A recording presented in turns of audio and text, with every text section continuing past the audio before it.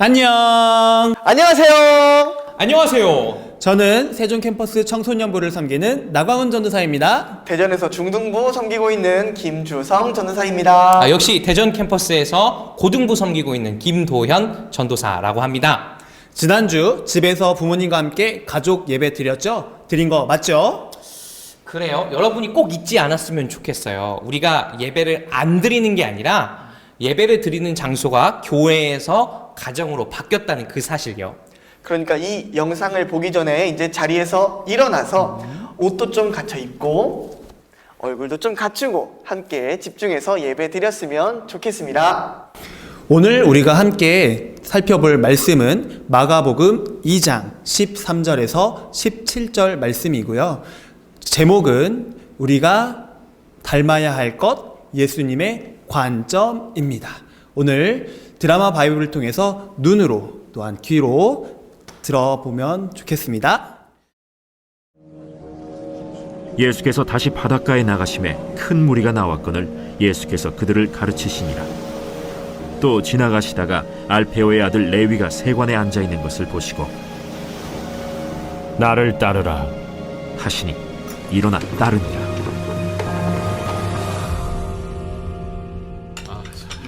그의 집에 앉아 잡수실 때 많은 세리와 죄인들이 예수와 그의 제자들과 함께 앉았으니 이는 그러한 사람들이 많이 있어서 예수를 따름이러라. 바리새인의 서기관들이 예수께서 죄인 및 세리들과 함께 잡수시는 것을 보고 그의 제자들에게 어찌하여 세리 및 죄인들과 함께 먹는가? 예수께서 들으시고 그들에게 이르시되 건강한 자에게는 의사가 쓸데없고 병든 자에게라야 쓸데있느니라. 나는 의인을 부르러 온 것이 아니요 죄인을 부르러 왔노라. 그래요. 여러분 어떻게 말씀 잘 들었나요? 오늘 우리가 읽었던 마가복음 2장 13절에서 17절 말씀에는 예수님께서 레위라고 하는 사람의 제자로 부르신 이야기가 담겨 있습니다. 근데 사실 여러분, 예수님이 레위를 제자로 부르신 것은 당시의 상식으로 보면 되게 파격적인 일이었어요. 왜냐하면 레위라고 하는 사람이 좀 지금으로 치면 이렇게 설명할 수 있을 것 같아요. 레위는 조직폭력단의 가장 말단 조직원 같은 사람이었거든요. 뭐 영화 같은 데 보면요, 요즘 조폭 영화 한창 많이 나왔죠. 그런 영화에 보면 별로 힘도 세지도 못하고 싸움도 잘 못하고 실력도 없는데 막 센 척하면서 주변 사람들 때리고 다니고 돈 뺏는 그런 사람이 바로 레위였어요. 레위는 자신을 고용한 로마 제국의 힘을 힘입어서 지나가던 사람들의 통행세를 받고 있는 그런 사람이었습니다. 그런데 여러분, 여기서 한번 이런 질문을 던져봤으면 좋겠어요. 사람들은 과연 이런 레위를 어떤 시선으로, 어떤 눈으로 바라봤을까요? 레위를 바라보는 사람들의 눈에는 과연 어떤 감정이 담겨 있었을까요? 아마 대부분의 사람들은 레위를 경멸했을 겁니다. 레위를 혐오의 눈으로 쳐다봤을 거예요. 왜냐하면요, 그때 당시 대부분의 사람들은 레위의 죄만 봤거든요. 레위가 저지르고 있는 악한 행동, 그리고 그가 저지르고 있는 죄의 악만 사람들은 보려고 그렇게 노력했습니다. 레위가 조금이라도 더 괜찮은 사람이 될 수 있다는 가능성, 그런 건 그 누구도 고려하지 않았고, 그렇기 때문에 그 어떤 사람도 레위를 불쌍한 눈으로, 긍휼의 눈으로 바라보진 않았던 거죠. 17절 말씀을 보면 나는 의인을 부르러 온 것이 아니라 죄인을 부르러 왔다라고 하는 예수님의 말씀을 볼 수 있습니다. 그 말씀을 미루어 보았을 때 예수님이 보시기에도 레위는 분명히 죄인이었음은 분명한 사실입니다. 그렇지만 예수님은 그저 그를 양아치 조직폭력배 레위로만 본 것이 아니라 죄인 레위라는 색안경을 끼고 본 것이 아니라 하나님이 사람에게 주신 가장 기본적인 안경인 긍휼의 안경을 낀 채로 레위를 있는 그대로 바라보셨다라는 것이 중요한 사실입니다. 그럼 예수님의 눈으로 볼 때 레위는 연약한 사람이었습니다. 로마를 등에 업지 않고는 아무것도 할 수 없고 아무런 힘도 없는 사람이 레위였습니다. 그리고 사람들의 경멸의 시선, 사람들의 혐오의 시선 때문에 마음이 찢어질 대로 찢어진 사람이 레위였고, 통행세를 벌어서 겉모습은 화려할지 모르겠지만 그 속은 썩어 문드러지고 있는 사람이 레위였어요. 그런데 놀라운 것은 무엇이냐면, 그런 레위도 하나님의 자녀가 될 가능성을 가지고 있었다라는 사실이에요.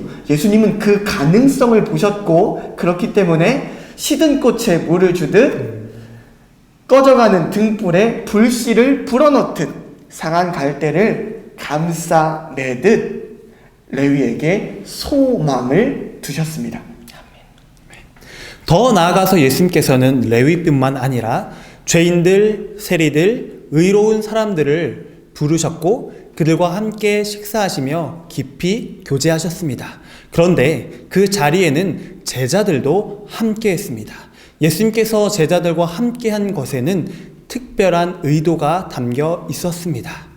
너희가 나를 따르는 제자라면 너희도 이 땅을 살아가는 사람들의 겉모습을 보고 판단하고 평가하는 것이 아니라 그들의 내면 안에 숨어 있는 안타까움, 부족함, 연약함을 보고 그들을 대하라는 것이었습니다. 사랑하는 청소년 친구 여러분, 예수님께서는 죄인인 레위를 부르셨습니다. 또한 죄인인 우리들을 불러주셨습니다. 우리의 조건, 환경, 능력 때문에 우리를 부르신 것이 아니라 우리의 연약함을 아시고 부족함을 아시고 우리를 불러주셨습니다.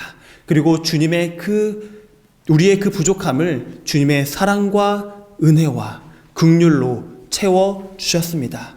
예수님께서는요, 여전히 부족한 사람들, 연약한 사람들을 부르시고 계시고 그들이 회복되기를 소망하고 계십니다. 그렇기에 우리는 우리의 눈으로, 우리의 생각으로 잘잘못을 따지고 평가하고 비판하고 정죄하는 것이 아니라 예수님의 눈으로 그들을 바라볼 수 있어야 합니다. 여러 상황들 속에 우리가 만나는 사람들을 바라볼 때마다 내 생각, 내 기준이 아니라 예수님이라면 이 상황을, 예수님이라면 이 사람을 어떻게 바라보셨을까? 그 질문과 그 물음을 가지고 살아가는 우리 청소년 친구들이 되기를 소망합니다. 그래요, 여러분. 마지막으로 말씀을 맺으면서 이런 이야기를 좀 던져보고 싶어요. 여러분, 솔직히 지금 집에서 이거 침대에서 보고 있죠.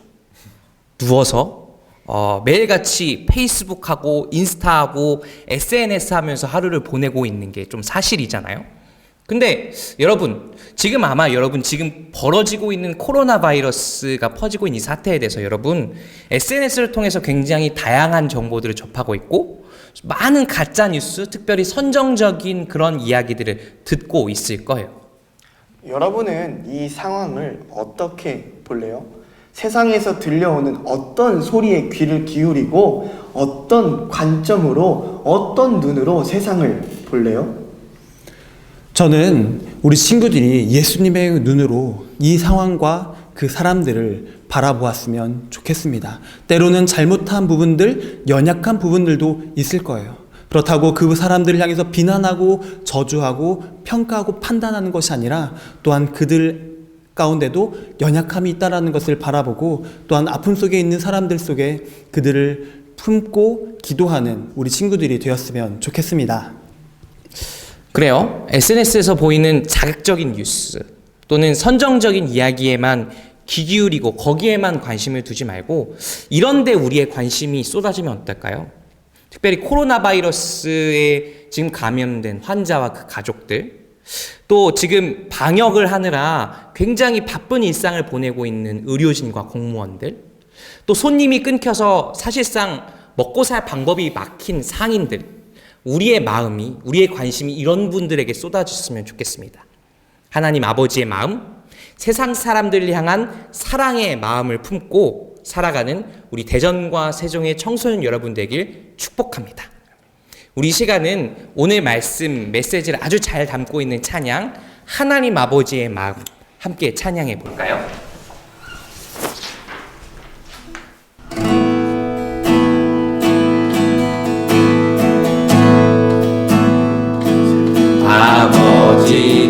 당신의 마음이 있는 곳에 나의 마음이 있기를 원해요.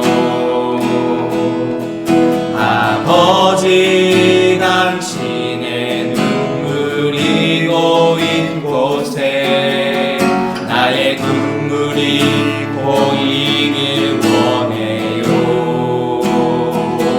아버지, 당신이 알아보는 영혼에게 나의 두 눈이 향하길 원해요. 아버지, 당신이 울고 있는 어두운 땅에 나의 두 발이 향하길 원해요. 나의 마음이 아버지의 마음 알아. 내 모든 뜻 아버지의 뜻이 될 수 있기를 나의 온 몸이 아버지의 마음 알아. 내 모든 삶 당신의 삶 되기를 나의 마음이 아버지의 마음 알아. 내 모든 뜻 아버지의 뜻이 될 수 있기를 나의 온 몸이 아버지의 마음 알아. 내 모든 삶 당신의 삶 되기를. 이 시간 우리 함께 기도했으면 좋겠습니다. 제가 기도하겠습니다. 지금까지 내가 보고 싶은 것만 보았고 내가 듣고 싶은 것만 들어왔습니다. 그러나 앞으로 예수님의 관점을 가지고 예수님의 마음을 가지고 살아가기를 소망합니다. 아멘. 예수님이 바라보시는 그곳에 나의 두 눈이 있게 하여 주시옵소서. 아멘. 예수님이 바라보시고 울고 있는 그 땅에 나의 두 발이 향할 수 있도록 주님 나의 발걸음을 인도하여 주시옵소서. 아멘. 우리를 구원하신 예수님의 이름으로 감사하며 기도드렸습니다. 아멘. 자, 여러분, 빨리 우리 빠른 시일 내에 또 봅시다. 또 만나요. 안녕하세요, 친구들. 예배 잘 드렸죠? 우리 친구들이 가정에서 예배를 드릴 때마다 하나님께서 함께하고 계시다라는 그 하나님의 사랑을 그곳에서 경험했을 거라 생각해요. 예배 더 잘 드렸으면 좋겠어요. 너무너무 보고 싶네요. 우리 친구들 이렇게 영상으로 우리 친구들 만나게 됐던 것은 지금이 사순절 기간이랍니다. 사순절 기간은 성경에서 보면 40일은 굉장히 중요한 시간이에요. 이스라엘 백성들이 가나안 땅에 오기까지 40년 동안 광야 생활을 하기도 했고, 그리고 모세가 지도자로 서기 위해서 40년 동안 또 훈련을 받기도 했어요. 신약에서는 예수님도 40일 동안 금식도 하셨고 또 40일 동안 시험, 마귀로부터 시험도 당하기도 하셨죠. 그만큼 40일은 굉장히 중요합니다. 사순절이라는 것이 무엇이냐? 우리에게 가장 중요한 것은 예수 그리스도께서 우리를 위해 죽으셨을 뿐만이 아니라 다시 살아나셨다라는 거예요. 부활하셨다라는 거죠. 근데 부활절 그 바로 전 40일을 바로 저희들이 사순절이라고 해요. 이 사순절, 하나님으로부터 받은 이 큰 사랑을 그냥 지나치기에는 많이 아쉽고, 이 시간 더 십자가를, 하나님께서 우리를 얼마나 많이 사랑하셨는지 십자가를 깊이 묵상하기도 하고, 그리고 우리의 죄를 회개하기도 하고, 그리고 주님께서 우리를 사랑하셨듯이 우리도 또 다른 사람에게 예수 그리스도를 사랑을 전할 수 있는 통로, 어떤 기회가 되는 것이 바로 이 40일이라고 할 수가 있어요. 사순절이라고 할 수 있어요. 그래서 저는 우리 친구들과 함께 이 40일을 참 의미 있게 보내고 싶어요. 하루하루 기도했으면 좋겠는데, 기도할 때는 우리가 시간도 마음도 드릴 뿐만이 아니라 물질도 드리는 거잖아요. 작은 물질 하나, 하루에 100원씩 이렇게 기도하면서 100원씩 하루하루 기도하였으면 좋겠는데 꼭 100원이 아니어도 좋고요. 이렇게 500원 해도 괜찮고요. 때때로는 1000원도 괜찮아요. 코인북은 이걸 코인북이라고 하는데 우리 친구들이 지금 교회에 올 수 없는 상황이라서 한 2, 3주 뒤면 우리 친구들을 보지 않을까라는 생각이 들어요. 그때 오면 이 코인북을 나눠줄게요. 그 동안은 작은 봉투, 어떤 봉투도 다 좋아요. 여기에다가 하루하루 마음을 담아서 이 코인북을 받을 때 이 코인북 안에다가 이 헌금한 거 하루하루 헌금한 것을 담아서 부활주일 날 같이 헌금하면 좋을 것 같아요. 특별히 이번 헌금 우리 여러분 친구들이 이렇게 모은 이 헌금을 가지고 어디에 쓸 것이냐 3가지가 있어요. 특별히 저희들은 남과 북이 분단되어 있잖아요. 그래서 많이 슬프고 아파요. 하루빨리 복음, 하나님의 복음을 북한 사람들도 들었으면 좋겠어요. 그 일을 위해서 우리가 할 건데 북한에서 온 사람들이 있거든요. 북한에서 온 사람들 중에 공부를 하고 싶은데 어려워서 공부하지 못하는 친구들이 있어요. 그 친구들한테 장학금을 주기도 할 거고요. 뿐만이 아니라 북한에서 온 친구가 있는데 아픈 친구가 있었어요. 그 친구한테 병원비도 저희들이 지원하려고 그래요. 뿐만이 아니라 느헤미야 팀이 있는데 탈북민들을 위한 사역도 하지만 직접 북한의 땅에 먹을 것을 제공해 주는 일도 하거든요. 바닷길 프로젝트라는 것이 있어요. 바닷길을 이용해 가지고 그 사람들한테 쌀을 지원해 주는 거예요.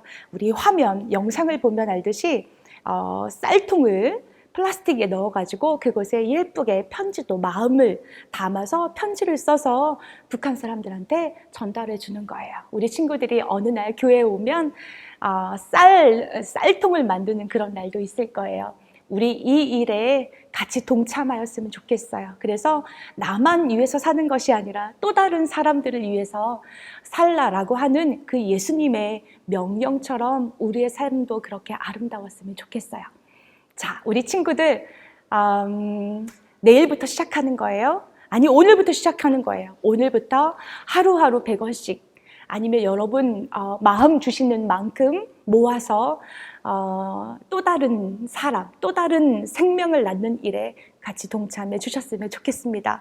우리 친구들 건강하지요? 아프지 말고 어디에 있든지 여러분들이 찬양하는 거, 기도하는 거 하나님께서 다 받으시니까 한 주간도 씩씩하게 그리고 감사하면서 무엇보다도 여러분들의 가정을 위해서 그리고 나라를 위해서 그리고 북한 땅을 위해서 기도하는 우리 모두가 되었으면 좋겠어요.